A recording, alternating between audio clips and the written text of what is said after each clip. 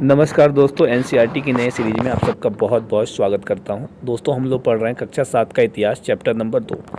इससे पहले कक्षा 6 का इतिहास हम लोगों ने समाप्त कर दिया है, वो आप लोग हमारे प्लेलिस्ट में जाके देख सकते हैं। दोस्तों आइए शुरू करते हैं। दोस्तों, हमारे चैप्टर का नाम है राजा और उनके राज्य।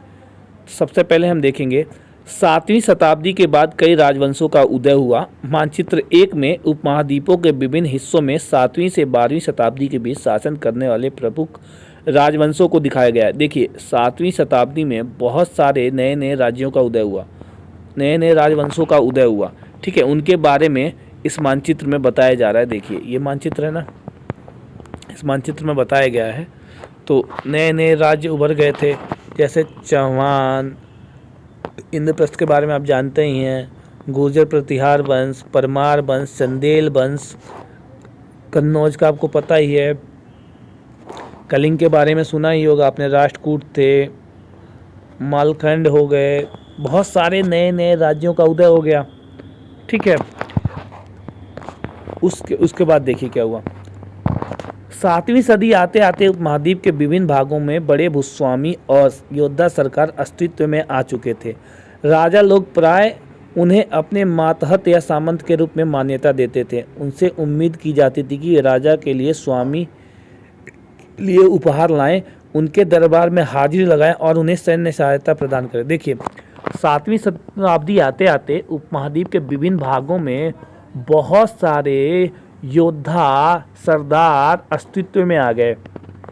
ठीक है, राजा लोग उन्हें सामंत के रूप में मान्यता देते थे और उनसे उम्मीद करते थे कि वो राजा के लिए उपहार लाएंगे, उनके दरबार में हाजिरी लगाएंगे तथा उन्हें सैन्य सहायता प्रदान करेंगे। अधिक सत्ता और संपदा हासिल करने पर सामंत अपने आप को महासामंत, महामंडलेश्वर यदि मंडल का महान स्वामी इत्यादि घोषित कर देते थे। जब कोई सामंत जरूरत से ज़्यादा धन संपदा हासिल कर लेता था, अधिक सत्ता पर उसका कंट्रोल हो जाता था, तो अपने आप को महासामंत घोषित कर लेता था, या महामंडलेश्वर एक पद होता था, मंडल का महान स्वामी होता है, इसका मतलब घोषित कर लेता था अपने आप को महामंडलेश्वर घोषित कर लेता था। कभी कभी वह अपने स्वामी के आधिपत्य से स्वतंत्र हो जाने का भी दावा करते थे। कभी कभी ये सामंत ये इतने शक्तिशाली हो जाते थे कि ये राजा के आधिपत्य को ही अस्वीकार कर देते थे, खुद को स्वतंत्र घोषित करके एक नए राज्य की स्थापना कर लेते थे। इस तरह एक उदाहरण दक्कन में राष्ट्रकूटों का था।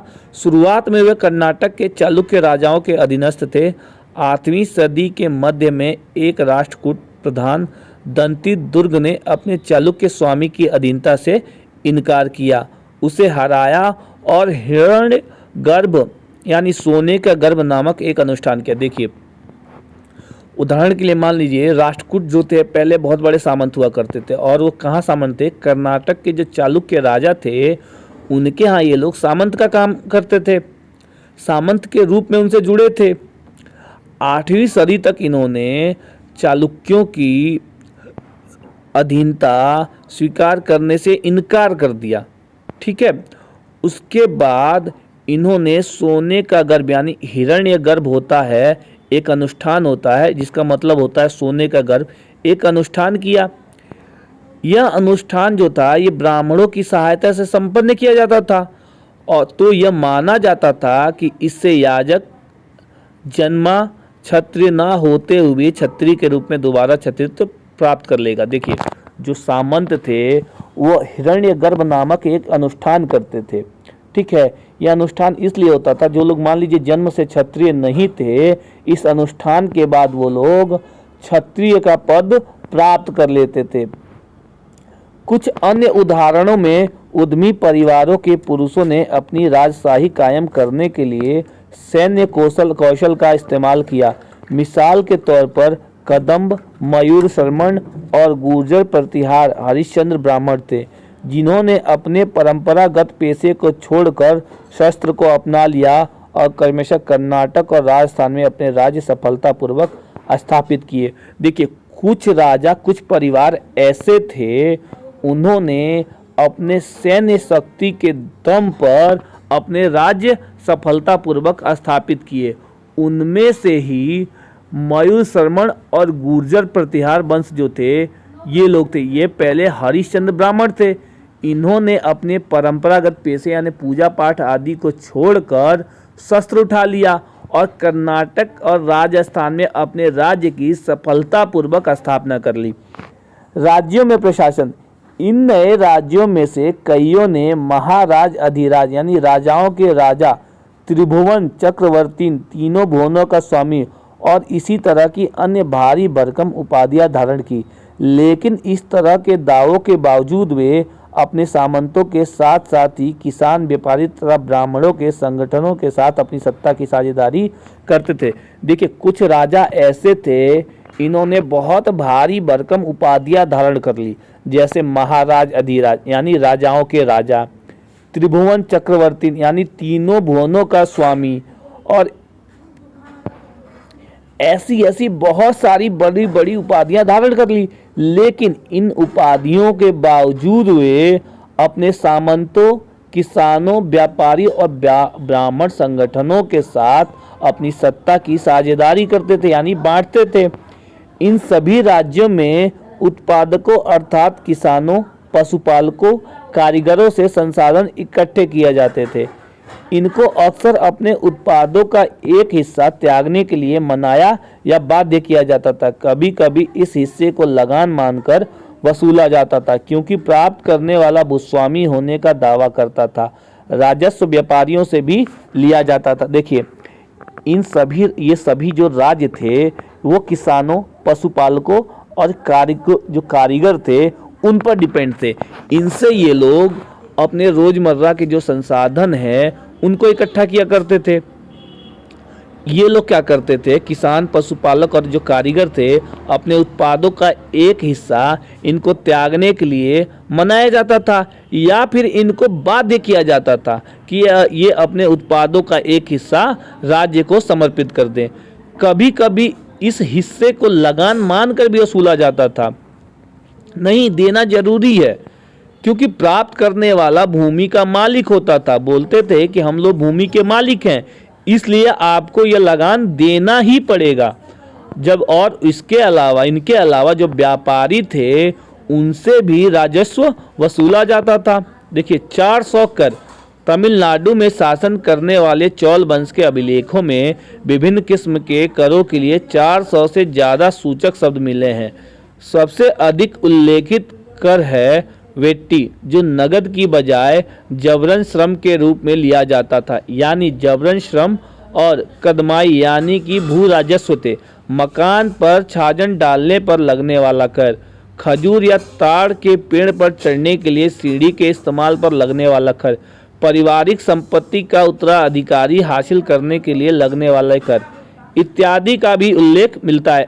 देखिए, पहले जो अगर मकान पर आपको लेंटर डलवाना है उसके लिए आपको कर देना पड़ता था। खजूर या ताड़ का जो पेड़ होता है उस पर चढ़ने के लिए, सीढ़ी लगाने के लिए भी आपको कर देना पड़ता था। साथ ही अगर पारिवारिक संपत्ति है उसका उत्तराधिकारी बनना है तो उसके लिए आपको कर चुकाना पड़ता था। यह संसाधन राजा की व्यवस्था का वित्तीय आधार बनते थे और इनसे जो कर प्राप्त होता था राजा को प्रशासन चलाने में बहुत मदद मिलती थी। यही आधार था जिससे राजा अपने राज्य को संचालित करता था। साथ ही मंदिरों और दुर्गों के निर्माण में भी इस्तेमाल होते थे। संसाधन उन युद्धों को लड़ने में भी इस्तेमाल होते थे जिनसे लूट की शक्ल में धन मिलने की तथा जमीन और व्यापारिक मार्गों के प्रयोग की संभावनाएं बनती थी। इन संसाधनों से राजा क्या करते थे, इन मंदिरों का निर्माण करवाते थे, ठीक है, युद्ध में लड़ने के लिए इनका इस्तेमाल करते थे। और ऐसा उम्मीद की जाती थी कि लूट में जो धन प्राप्त होगा, जमीन प्राप्त होगी, उनसे बहुत सारी व्यापारिक मार्गों का प्रयोग सुनिश्चित हो जाएगा। राजस्व वसूली के लिए पद अधिकारियों की नियुक्ति प्रभावशाली परिवारों के बीच से ही की जाती थी और प्राय वंशानुगत होती थी। सेना में भी ऐसा होता था। कई बार राजा के निकट संबंधी ही इन ओहदों पर होते थे। देखिए, अधिकारियों की नियुक्ति कैसे होती थी, जो प्रभावशाली परिवार थे यानी जिनका बोलबाला ज़्यादा था उनमें से ही वंश अनुसार वंशानुगत यानी एक के बाद एक भर्तियां हो जाती थी, चाहे वो सेना में हो या चाहे किसी बड़े पदाधिकारी का पद हो। कई बार राजा के जो निकट संबंधी होते थे उनको ही अच्छे ओहदे मिलते थे। प्रशस्तियां और भूमि अनुदान। प्रशस्तियों में ऐसे ब्यौरे होते हैं जो शब्द सत्य भी नहीं हो सकते, लेकिन ये प्रशस्तियां हमें बताती हैं कि शासक खुद को कैसा दर्शाना चाहते थे। मिसाल के लिए सूरवीर विजयी योद्धा के रूप में ये विद्वान ब्राह्मणों द्वारा रची गई थी, जो अक्सर प्रशासन में मदद करते थे। देखिए, प्रशस्तियों में जो ब्यौरे मिलते हैं वो ये नहीं कह सकते कि ये सत्य हों, लेकिन ये प्रशस्तियां हमें बताती हैं कि शासक अपने आप को कैसा दिखाना चाहते थे। मिसाल के लिए मान लीजिए कोई शासक सूरवीर था या विजयी योद्धा था, उसके रूप में ये अपने कवियों से या विद्वान जो ब्राह्मण थे उनके द्वारा लेख लिखवाते थे। और ये जो ब्राह्मण होते थे ये लोग उनको प्रशासन करने में मदद करते थे। देखिए, नागभट्ट की उपलब्धियां। कई शासकों ने प्रशस्तियों में अपनी उपलब्धियों का बखान किया है। अपने पिछले साल गुप्त शासक समुद्रगुप्त की प्रशस्ति के बारे में पढ़ा है।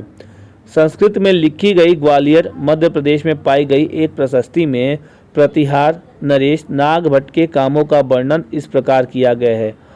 आंध्र सेंधो सिंध विदर्भ महाराष्ट्र का एक हिस्सा और कलिंग उड़ीसा का एक हिस्सा के राजा उनके आगे तभी धराशायी हो गए जब वे राजकुमार थे। देखिए, यहाँ दिया गया है कि प्रतिहार नरेश जो नागभट्ट थे उनको देख के जब वो राजकुमार थे तभी उन्होंने आंध्र सेंधो विदर्भ कलिंग सबके जो राजा थे उनको घुटने टिका दिए थे, घुटने टेकने पे मजबूर कर दिए थे। उन्होंने कन्नौज के शासक चक्रयुद्ध को भी जीत लिया था। उन्होंने यानी बंगाल का जो हिस्सा है वंग, अनर्त गुजरात का जो हिस्सा है, मालवा मध्य प्रदेश का हिस्सा, किरात यानी बनवासी, तुरुस्क तुर्क, वत्स मत्स्य देश दोनों उत्तर भारत के राजाओं को भी पराजित कर दिया था नागभट्ट ने। राजा लोग प्राय ब्राह्मणों को भूमि अनुदान से पुरस्कृत करते थे। ये ताम्र पत्रों पर अभिलिखित होते थे जो भूमि पाने वाले को दिए जाते थे। जो राजा थे वो ब्राह्मणों को भूमि दान दिया करते थे और जो ये भूमि दान देते थे वो ताम्र पत्र जो होते थे उन पे लिखे होते थे। ये थोड़ा संस्कृत और थोड़ा तमिल में लिखा हुआ ताम्र पत्रों का एक संग्रह है जिसमें 9वीं सदी में एक शासक द्वारा दिए गए भूमि अनुदान का उल्लेख है। जिन कड़ियों से ये पत्र जुड़े हैं उन पर राष्ट्रीय मुहर लगती है जो यह बतलाने के लिए एक प्रमाणिक दस्तावेज है। ये देखिए, ये एक ताम्र पत्र मिला है जो थोड़ा तमिल में लिखा है और थोड़ा संस्कृत में लिखा है। ठीक है, ये शासकों द्वारा जो भूमि दान में दी जाती थी उसके बारे में इस पर बताया जाता, जिस पर राष्ट्रीय मुहर भी लगा होता था। आइए देखते हैं भूमि के साथ क्या क्या दिया जाता था। यह चोलों के द्वारा दिए गए एक भूमि के अनुदान के तमिल भाग का एक अंश है। हमने मिट्टी के मेड़े बनाकर साथ ही कांटेदार झाड़ियां लगाकर भूमि की सीमाओं को चिन्हित कर दिया है। इस भूमि पर ये चीज़ें हैं: फलदार वृक्ष, पानी, भूमि, बगीचे, फलोदान, पेड़, कुएं, खुली जगह, चारागाह, एक गांव, बाबी, चबूतरे, नहरें, खाइयाँ, नदियाँ, दलदली जमीन, हौज, अन्नागार, मछलियों के तालाब, मधुमक्खियों के छत्ते और गहरी झीलें। देखिए, ये कह रहा है जो ताम्र पत्र पे लिखा होता था दान में दी गई जमीनों के बारे में, उन जमीनों पर क्या क्या चीज़ें हैं, उन जमीनों को मेड़े बनाकर या कांटेदार झाड़ियाँ बनाकर उनको चिन्हित कर दिया जाता था कि इस भूमि के अंदर फलदार वृक्ष हैं, पानी है, भूमि है, बगीचे हैं, फलोदान है, पेड़ हैं, कुएं हैं, खाली जगह हैं, चारागाह है, एक गांव है, बॉबी है, चबूतरे हैं, नहरें हैं, खाइयाँ हैं, नदियाँ हैं, दलदली जमीन है। उस जमीन पे जो भी चीज़ थी उस सब का उल्लेख ताम्र पत्रों में मिलता है। जिसे यह भूमि मिलती है वह इससे कर वसूली कर सकता है। वह न्याय अधिकारियों द्वारा जुर्माने के तौर पर लगाए गए कर वसूल सकता है। पान के पत्तों पर लगने वाला कर, बुने हुए कपड़ों पर लगने वाला कर, साथ ही साथ वाहनों पर लगने वाला कर वसूल सकता है। वह पकी ईंटों के बने ऊपरी माले पर बड़े कमरे बनवा सकता है, बड़े और छोटे कुएं खुदवा सकता है, पेड़ और कांटेदार झाड़ियाँ लगवा सकता है। जरूरी हो तो सिंचाई के लिए नहर बनवा सकता है।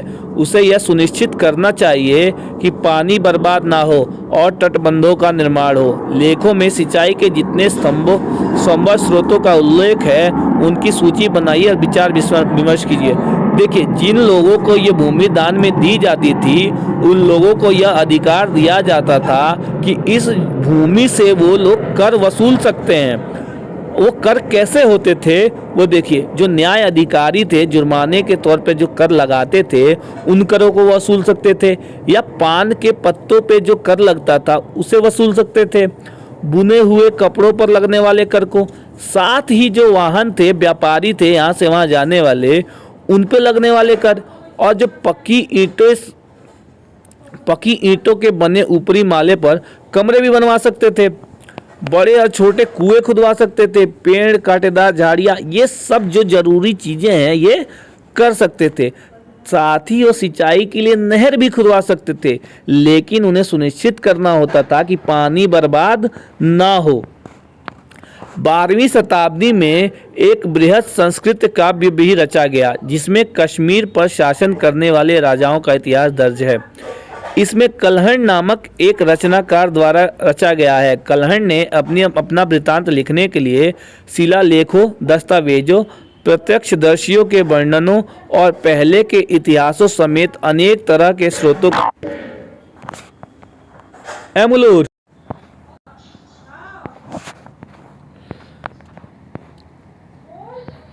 देखिए, 12वीं शताब्दी में एक संस्कृत काव्य रचा गया जिसमें कश्मीर पर शासन करने वाले राजाओं के बारे में बताया गया।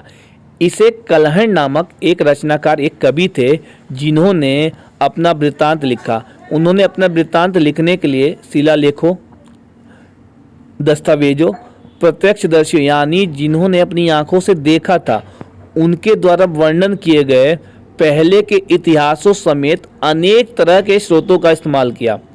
प्रशस्तियों के लेखकों से भिन्न वो अक्सर शासकों और उनकी नीतियों के बारे में आलोचनात्मक रुख दिखलाता है, इसलिए 12वीं सदी के लिए यह असाधारण ग्रंथ था। देखिए, इन्होंने जो क्या किया, जो प्रशस्तियों में, उनके लेखों में उनकी प्रशंसाएं लिखी होती थी, इस नीति से विपरीत इन्होंने आलोचनाओं से भर दिया है, उनकी आलोचना की है। इसलिए 12वीं सदी में यह असाधारण ग्रंथ था जिसमें राजाओं के आलोचना की गई थी। कश्मीर पर राज्य करने वाले राजाओं के कार्यों की आलोचना का रुख दिखलाता है। धन के लिए युद्ध, आपने यह गौर किया होगा, इनमें से प्रत्येक शासक राजवंश का आधार कोई क्षेत्र विशेष था। वे दूसरे क्षेत्रों पर भी नियंत्रण करने का प्रयास करते थे। एक विशेष रूप से वांछनीय क्षेत्र था गंगा घाटी में कन्नौज नगर। देखिए, आपने ये ध्यान दिया होगा कि प्रत्येक राजाओं का अपनी एक सीमा होती थी राज्य करने की, ठीक है, वो किसी विशेष क्षेत्र पे राज्य करते थे, लेकिन वे लोग हमेशा ये कोशिश करते रहते थे कि दूसरे राज्यों पर उनका नियंत्रण हो जाए, दूसरे राज्यों को जीत लें, विजित कर लें। देखिए, गुर्जर, प्रतिहार, राष्ट्रकूट और पाल वंशों के शासक सदियों तक कन्नौज के ऊपर नियंत्रण को लेकर आपस में लड़ते रहते थे। देखिए, गंगा घाटी में एक कन्नौज नगर था जो बहुत ही फेमस था, ठीक है। इस पर गुर्जर, प्रतिहार और राष्ट्रकूट जो थे और पाल वंश के शासक जो थे सदियों तक कन्नौज के ऊपर नियंत्रण को लेकर आपस में ही लड़ते रहते थे। चूंकि इस लंबी चली लड़ाई में 3 पक्ष थे, इसलिए इतिहासकारों ने इसकी चर्चा त्रिपक्षीय संघर्ष के रूप में की है। देखिए, इसमें 3 लोग थे ना, गुर्जर, प्रतिहार, राष्ट्रकूट और पाल वंश, इसलिए इसको त्रिपक्षीय संघर्ष भी कहा है। शासकों ने बड़े मंदिरों का निर्माण करवा कर भी अपनी सत्ता और संसाधन का प्रदर्शन करने का प्रयास किया। इसलिए जब वे एक दूसरे के राज्यों पर आक्रमण करते थे तो मंदिरों को भी अपना निशाना बनाते थे, जो कभी कभी बहुत अधिक संपन्न होते थे। देखिए, बड़े बड़े जो शासक थे अपनी सत्ता को ये दिखाने के लिए कि हम बहुत धनवान हैं, ठीक है, अपने संसाधनों का प्रदर्शन करने के लिए बड़े बड़े मंदिरों का निर्माण करवाते थे। इसलिए जब ये शासक एक दूसरे पर आक्रमण करते थे तो मंदिरों को भी अपना निशाना बनाते थे। जो मंदिर बहुत अधिक संपन्न होते थे उनको अपना निशाना बनाते थे। अफगानिस्तान के गजनी का महमूद ऐसा ही एक शासक है। उसने धार्मिक पूर्वाग्रह से प्रेरित हो उपमहाद्वीप पर 17 बार 1000 से 1025 ईस्वी पर हमला किया। उसका निशाना थे संपन्न मंदिर, जिनमें गुजरात का सोमनाथ मंदिर भी शामिल था। महमूद जो धन उठा ले गया, उसका बहुत बड़ा हिस्सा गजनी में एक वैभवशाली राजधानी के निर्माण में खर्च हुआ। देखिए, मोहम्मद गजनी जो था, उसने भारत पर 17 बार आक्रमण किया, 1000 से लेके 1025 ईस्वी के बीच। वो ज़्यादातर मंदिरों को निशाना बना था। उसने जिस मंदिर को लूटा, उसमें सोमनाथ का मंदिर बहुत ही इम्पोर्टेंट था। मंदिरों से जो धन वो लूट के ले गया, उसका बहुत बड़ा हिस्सा उसने गजनी में एक वैभवशाली राजधानी बनाने में खर्च किया। युद्ध करने वाले दूसरे राजाओं में चौहान थे, जो बाद में चौहानों के रूप में जाने गए। वे दिल्ली और अजमेर के आसपास के क्षेत्र पर शासन करते थे। उन्होंने पश्चिम और पूर्व की ओर अपने नियंत्रण क्षेत्र का विस्तार करना चाहा, जहां उन्हें गुजरात के चालुक्यों और पश्चिम उत्तर प्रदेश के गढ़वालों से टक्कर लेनी पड़ी। चौहान शासक पृथ्वीराज चौहान तृतीय 1168 से 1192, जिसने सुल्तान मोहम्मद गौरी नामक अफगान शासक को 1191 में हराया, लेकिन दूसरे ही साल 1192 में उसके हाथों हार गया। देखिए, युद्ध करने वाले दूसरे राजाओं में चौहान थे, जिनको बाद में हम लोग चौहान के रूप में जानते हैं। उनका शासन दिल्ली से लेकर अजमेर के आसपास के क्षेत्रों पर था। उन्होंने पश्चिम और पूरब की ओर अपने नियंत्रण क्षेत्र का विस्तार करना चाहा। वो आगे बढ़ने चाहे, जहां उन्हें गुजरात के चालुक्यों और पश्चिम उत्तर प्रदेश के जो गढ़वाल थे, उनसे टक्कर लेनी पड़ी।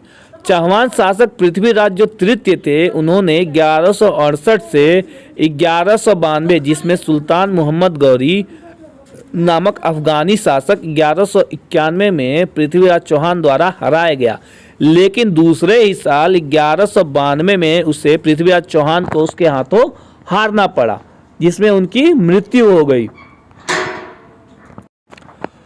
चोल वंश सत्ता में कैसे आया? देखिए, कावेरी डेल्टा में मुट्टरियार नाम से प्रसिद्ध एक छोटे से मुखिया परिवार की सत्ता थी। देखिए, जो कावेरी डेल्टा थी, नदी का जो किनारा था, वहाँ पे मुट्टरियार नामक एक प्रसिद्ध छोटे से मुखिया परिवार की सत्ता थी। मतलब ये परिवार वहाँ की सत्ता चलाती थी। वे कांचीपुरम के पल्लव राजाओं के मातहत थे, यानी सामंत थे। उरियार के चोल वंशीय प्राचीन मुखिया परिवार के विजयालय ने 9वीं सदी के मध्य में मुट्टरियारों को हराकर इस डेल्टा पर कब्जा जमाया। उसने वहां तंजावुर शहर और निशुंभ सूदनी देवी का मंदिर बनवाया। देखिए, जो मुट्टरियार नाम से प्रसिद्ध एक छोटे से मुखिया परिवार की सत्ता थी, वे कांचीपुरम के पल्लव राजाओं के सामंत थे। ठीक है, चोल वंशीय प्राचीन मुखिया परिवार के विजय आलय ने, जो ये मुखिया परिवार के विजय आलय थे, उन्होंने 9वीं सदी में मुट्टरियारों को हरा दिया और इस डेल्टा पर कब्जा कर लिया। उसने तंजावुर शहर की स्थापना की और वहाँ पे निशुंभ सूदनी देवी का मंदिर बनवाया। ठीक है, ये देखिए आगे।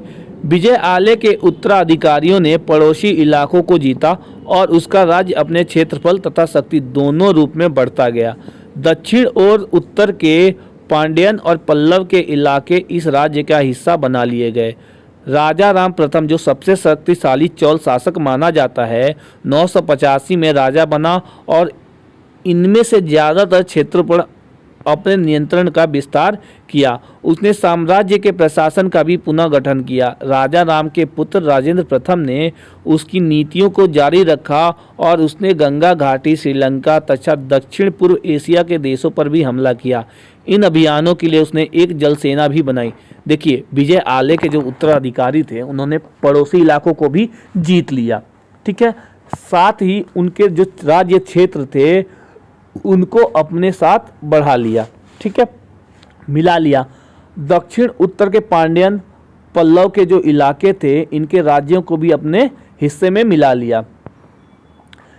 चौल वंश में जो सबसे शक्तिशाली राजा माने जाते हैं, वो राजा राम प्रथम थे, जो बहुत शक्तिशाली चौल शासक माने जाते हैं।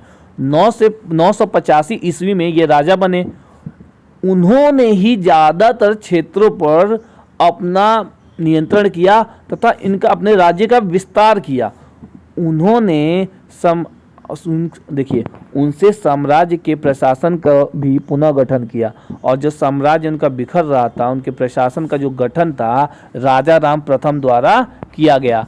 राज के पुत्र राजेंद्र प्रथम ने भी, देखिए राजा राम के जो पुत्र थे राजेंद्र प्रथम, उन्होंने राजा राम की नीतियों को ही जारी रखा और उन्होंने गंगा घाटी से लेकर श्रीलंका तथा दक्षिण पूर्व एशिया के जो देश थे उन पर भी हमला किया।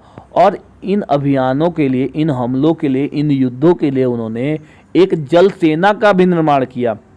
भव्य मंदिर और कांस्य मूर्ति कला, देखिए राज और राजेंद्र प्रथम द्वारा बनवाए गए तंजावुर और गंगईकोंडचोलपुरम के बड़े मंदिर स्थापत्य और मूर्ति कला की दृष्टि से एक चमत्कार है। देखिए राज और राजेंद्र प्रथम ने जो तंजावुर और गंगकोचचोलपुरम के बड़े मंदिर जो बनाए वो स्थापत्य कला, मूर्ति कला के दृष्टि से एक तरह से चमत्कार माना जाता है, बहुत ही फेमस है। ये आप उसे देख सकते हैं। देखिए ये मंदिर है गंगकोचचोलपुरम का, जो ये मंदिर है इसकी छत देखिए कितनी यूनिक है यार। इतना आज के ज़माने में ऐसे बनाना बहुत मुश्किल है, बन ही नहीं पाते हैं। ऊपर जैसे जैसे आप जाएंगे आप देखिए ना ये पत्थर कैसे कितने बारीकी से इसको तराशा गया है, और जैसे जैसे ऊपर जा रहे हैं देखिए पतला होता गया, देखिए पतला होता गया है। चोल मंदिर अपने आसपास विकसित होने वाली बस्तियों के केंद्र बन गए थे।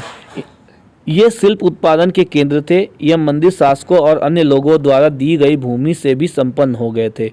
यह इस भूमि की उपज उन सारे विशेषज्ञों का निर्वाह करने में खर्च होती थी जो मंदिर के आसपास रहते थे और उसके लिए काम करते थे।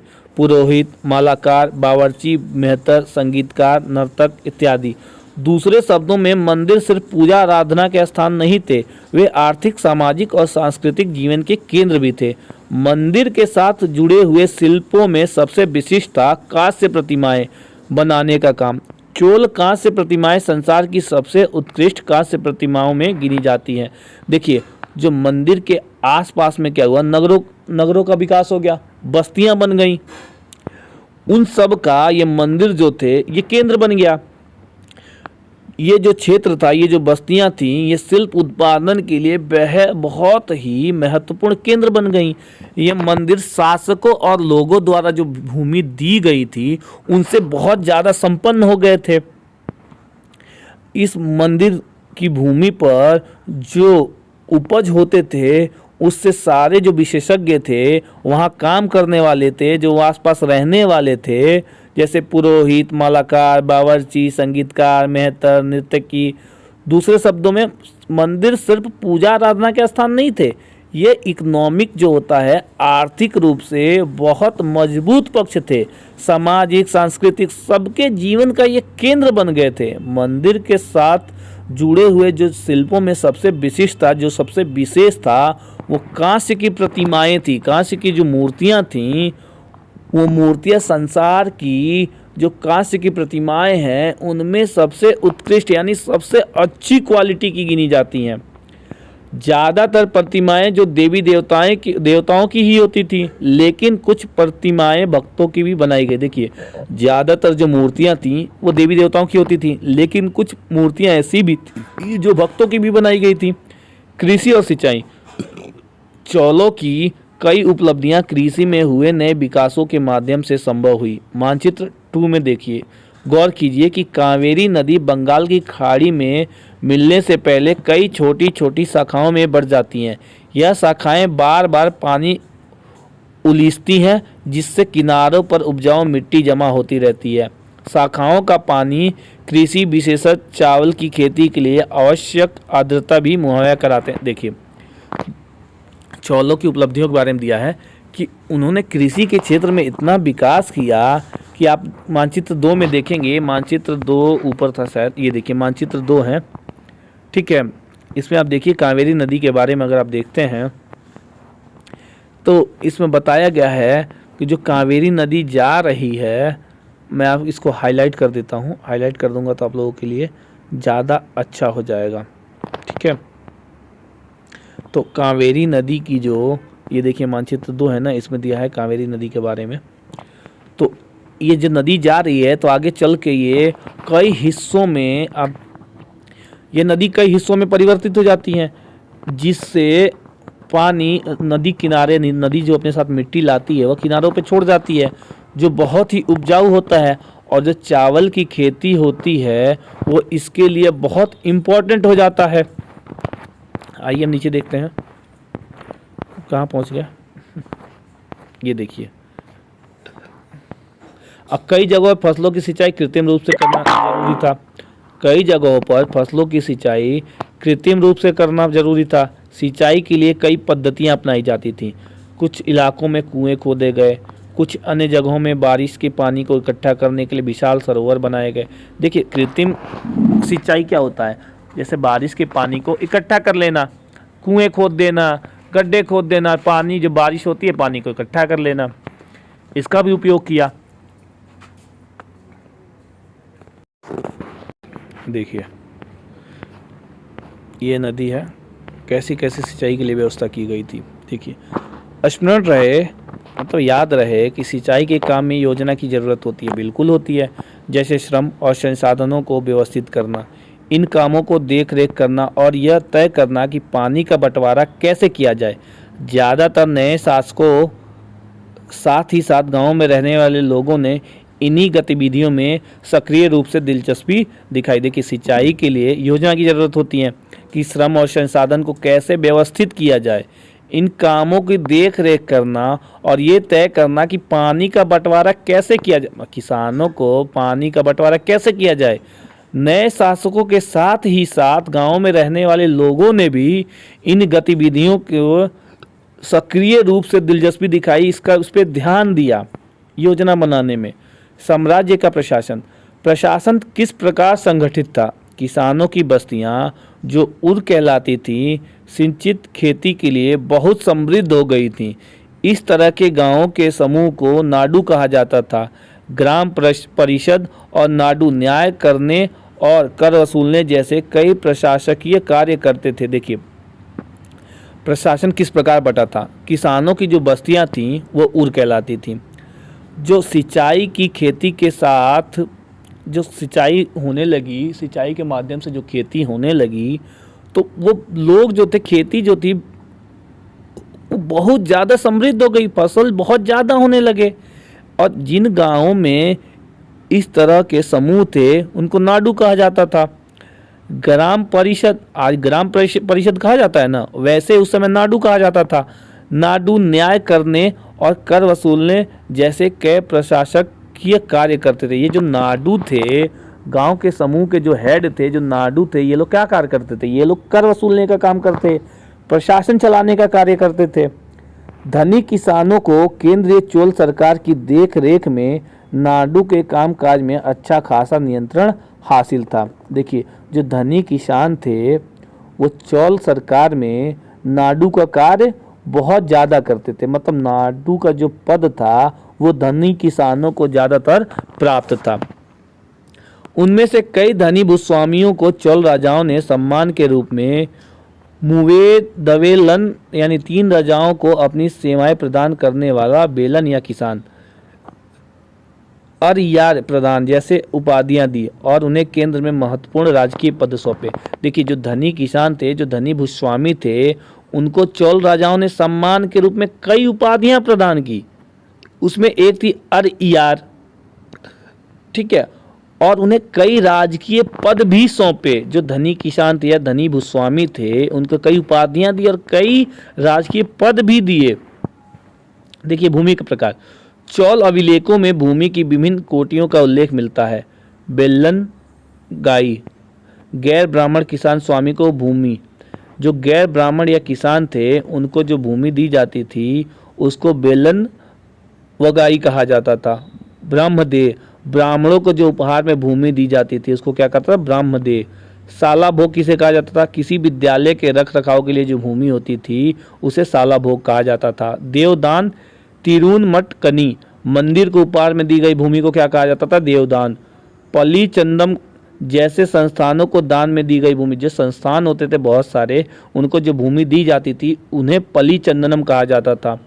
हमने देखा कि ब्राह्मणों को समय समय पर भूमि अनुदान या ब्रह्मदेय प्राप्त हुआ। परिणाम स्वरूप कावेरी घाटी और दक्षिण भारत के दूसरे हिस्सों में ढेरों ब्राह्मण बस्तियां अस्तित्व में आई। देखिए, ब्राह्मणों को बहुत ज़्यादा भूमि दान में दी जाने लगी।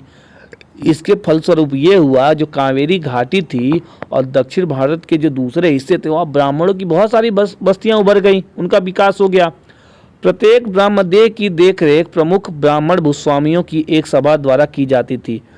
ये सभाएं बहुत कुशलतापूर्वक काम करती थीं। इनके निर्णय शिलालेखों में प्राय मंदिरों की पत्थरों पर, दीवारों पर ब्यौरेवार दर्ज किए जाते थे। नगरम के नाम से ज्ञात व्यापारियों के संघ भी अक्सर शहरों में प्रशासनिक कार्य संपादित करते थे। देखिए, जो ब्रह्मदेय का देख रेख होती थी, जो दान की भूमि का देख रेख होता था, जो ब्राह्मणों की सभा का जो हेड होता था, ठीक है, देखिए, ब्राह्मणों की भूस्वामियों की एक सभा होती थी। ये सभा जो ब्रह्मदेय भूमि होती थी उसकी देख रेख करते थे। ये इतने कुशलता से कार्य करते थे कि इनके निर्णयों के बारे में जो शिलालेख हैं उनमें मंदिरों की दीवारों पर ब्यौरे के रूप में दर्ज किए जाते थे। नगरम के नाम से देखिए व्यापारियों के संघ जो थे वो शहरों में जो प्रशासन के कार्य होते थे उसको संचालित करते थे। तमिलनाडु के चिंगलपूर जिले के उत्तर मेरूर से प्राप्त अभिलेखों में इस बात का सविस्तार वर्णन है कि ब्राह्मणों की सभा का संगठन कैसा था। देखिए, तमिलनाडु के चिंगलपूर जिले में उत्तर मेरूर से प्राप्त अभिलेख में इस बात का विस्तार से बताया गया है कि ब्राह्मणों की जो सभा थी उनका संगठन था वो कैसा था। सिंचाई के कामकाज, बाग बगीचों, मंदिरों इत्यादियों की देख रेख के लिए सभा में विभिन्न समितियां होती थी।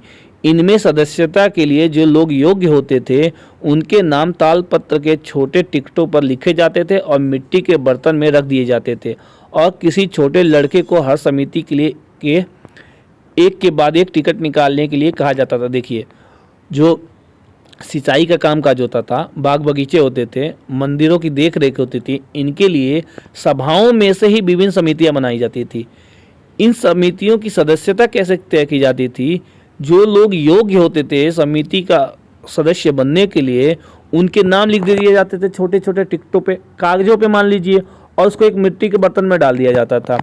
फिर किसी छोटे बच्चों से एक एक करके टिकट निकलवाए जाते थे, जिनका नाम आता था वो सदस्य बन जाते थे।